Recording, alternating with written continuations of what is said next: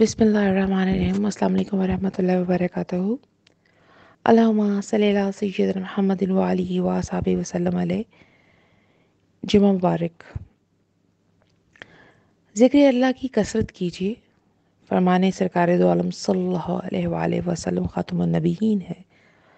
اللہ پاک کے نزدیک ذی الحج کے ابتدائی 10 دنوں سے افضل اور پسندیدہ کوئی دن نہیں، لہٰذا ان دنوں میں لا الہ الا اللہ اور اللہ اکبر کی کثرت کرو۔ بے شک لا الہ الا اللہ، اللہ اکبر اور ذکر اللہ کے خاص دن ہیں۔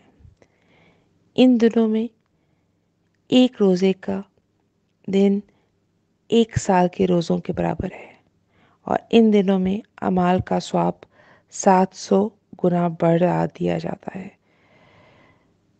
اللہ تبارک و تعالیٰ ہم سب کے گناہ معاف فرمائے، اور اس پاک مہینے کے صدقے اور اس پاک 10 دنوں کے صدقے اللہ تبارک و تعالیٰ ہم سب کی دعاؤں کو قبول فرمائے۔ آمین اللہم آمین۔